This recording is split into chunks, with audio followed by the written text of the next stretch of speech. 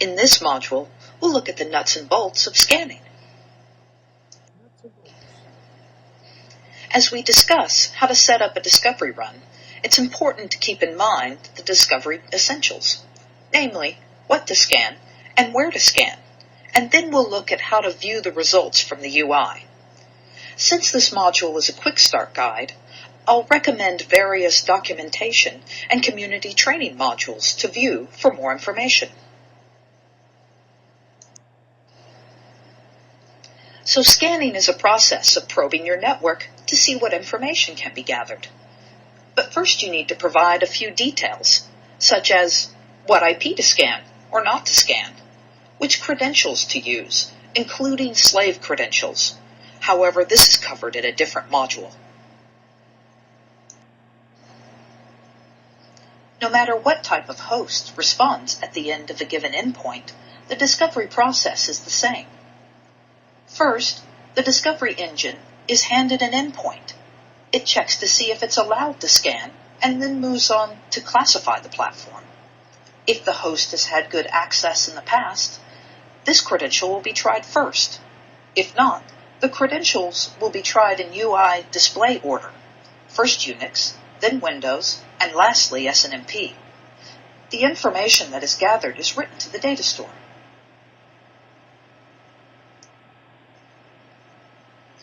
So to add a new discovery run, go to Discovery, Discovery Status, Add New Run, and select the type of discovery run you wish to add: a snapshot or one-off run, a scheduled run, or a topology run.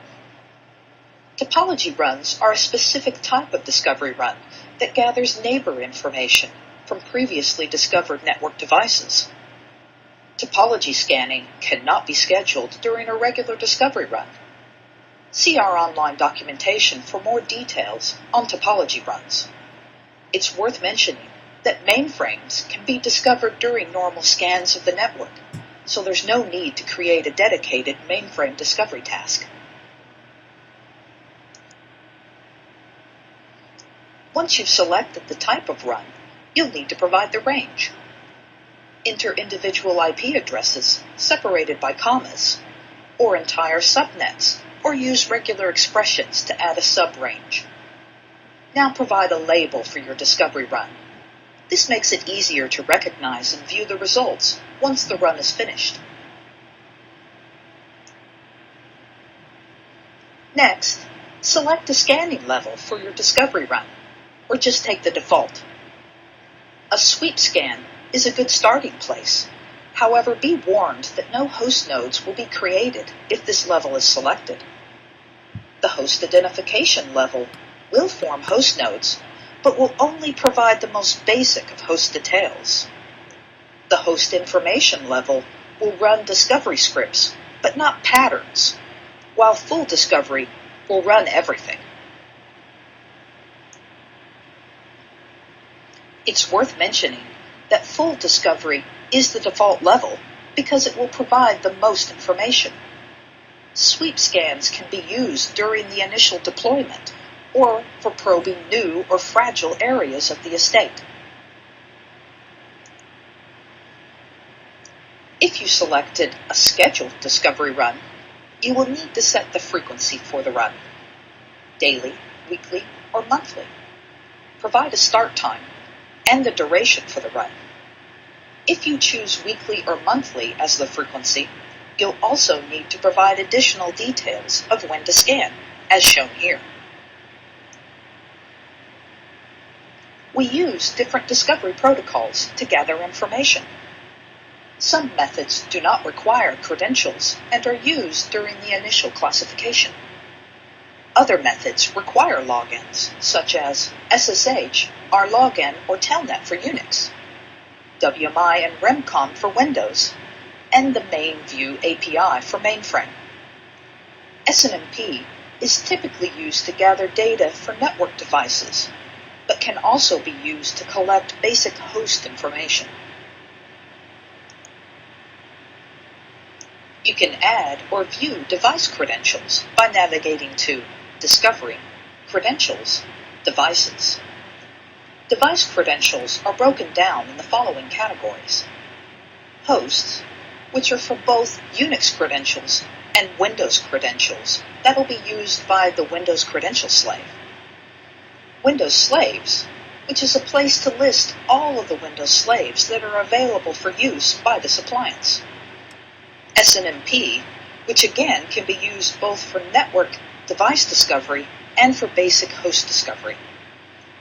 Device credentials are discussed in more details in Device Credentials 1. Windows Slave installation is discussed in Windows Slave installation. To add a device credential, just provide an IP range, enter the username and password, provide a description for easy recognition, and select the access methods that are valid for this credential. Credential ordering and management will be covered in Discovery Credentials 2.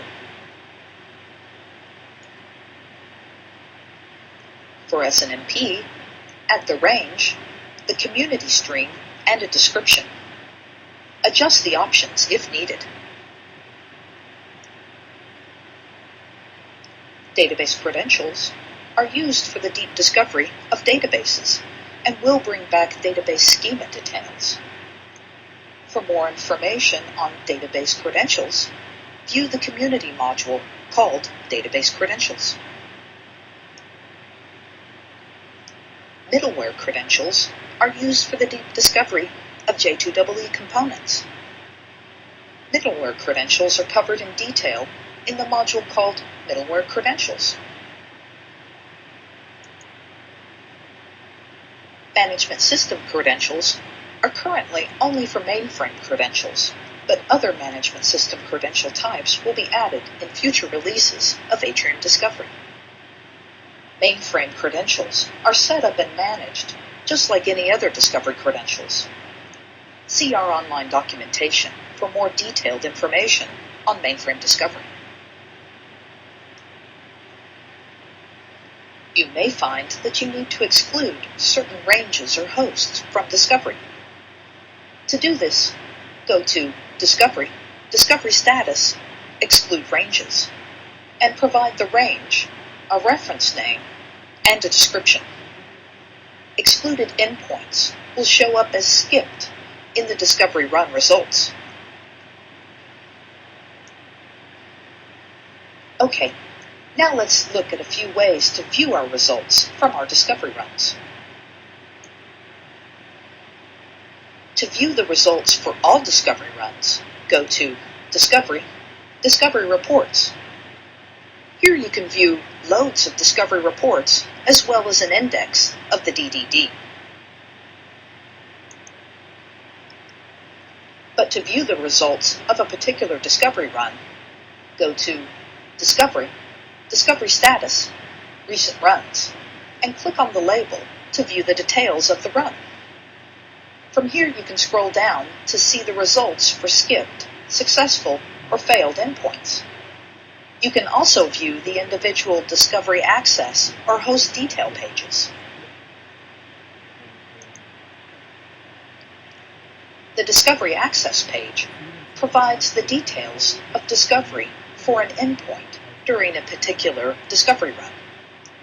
So if failures occur, the most recent Discovery Access page is your first port of call. For more information on this topic and many others, see our online documentation. And for more in-depth, hands-on training and certification, please see the Atrium Discovery and Dependency Mapping Learning Path.